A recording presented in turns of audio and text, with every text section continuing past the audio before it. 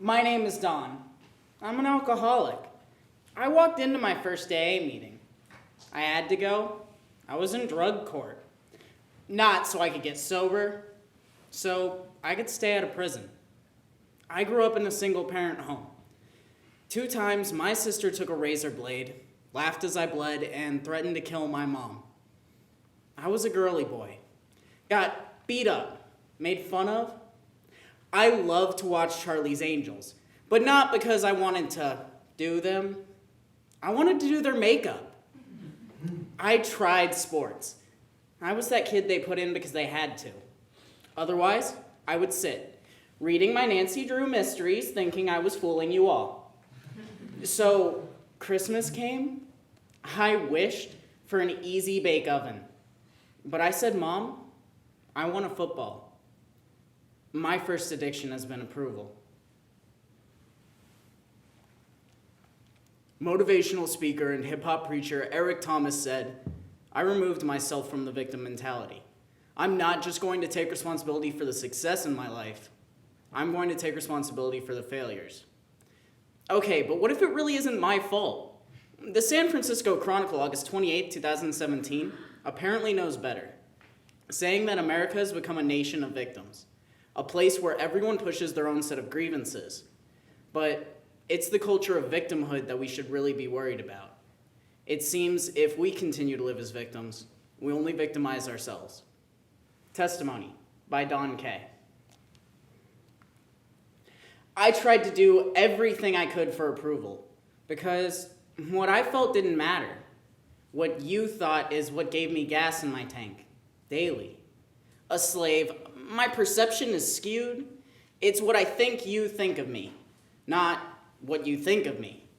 I assume because I'm a mind reader, because I have good alcoholic thinking. That began long before I picked up the bottle. First job was when I first drank. Disneyland! Now, if anybody knows Disneyland and the entertainment division, there's one word that describes it. Gay. But I realized I wasn't like those people. I didn't know how to dance. I ended up in characters, Goofy and Tigger. Then I really started drinking. Nothing like Goofy and some shots. And Tigger did cocaine. Tigger was bouncy. I hated the taste. I liked what it meant. I didn't have to live in my skin. Then I got into a food fight. 100 park guests, 40 complaints. Disneyland said you can't work here anymore. But I went out with a bang. Next job was the probation department. They drank a lot. We went out, and I was the guy that went home and continued to drink myself to sleep. I had dated women, tried to be normal, but I told my mom I'm gay. She vomited on me and said, I wish you had never been born. Coupled with my father who broke 2 teeth and cracked my ribs, that was the time he got caught. He was raised by my great-grandfather, a grand dragon of the KKK. That's how my father learned to father. So I testified against my dad, give an alcoholic the opportunity to be a victim, and it was on. Gallon of vodka, 3 sleeping pills at night. I got up in weight. Something that helped me lose weight met a friend of mine. But my friends left. Then I resigned from probation. Took that $12,000. Gone in months. So I did what I had to do for money. I'm not proud of that. But if it weren't for my struggles, I wouldn't be able to find my strength. Then I got pulled over. I had a sack of methamphetamine, an open bottle of vodka. I get placed on probation at the same probation department I worked at. I'm looking at prison time. I plead into drug court. A probation officer I trained cut me no slack.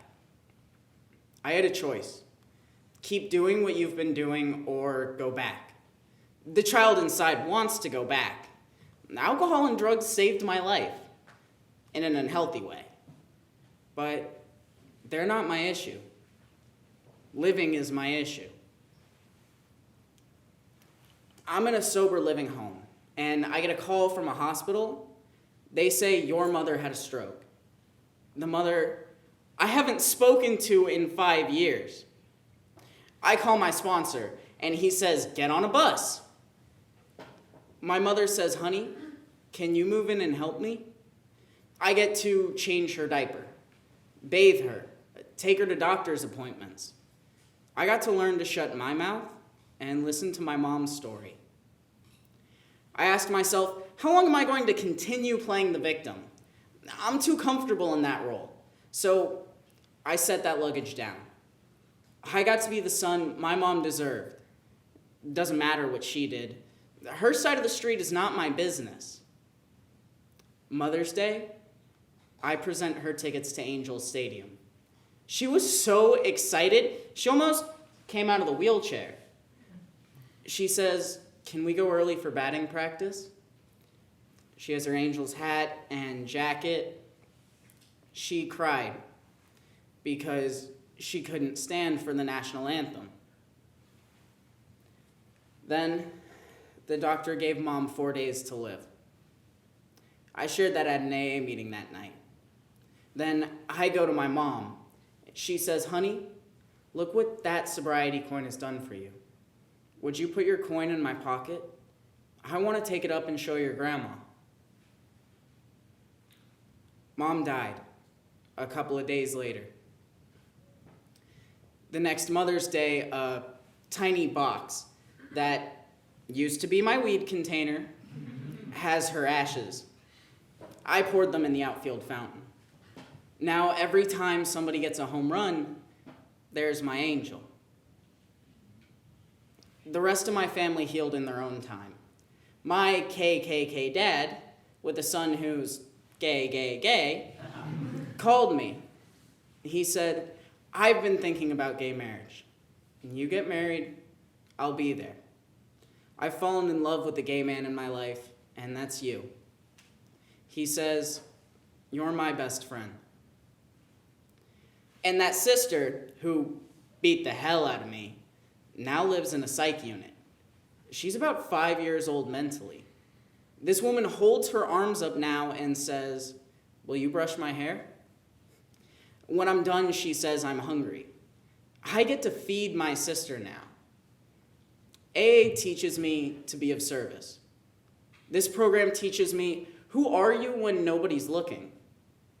I love my friends and my support group, but I don't live for the idea that you like me now. And that's my job. Thank you for letting me share.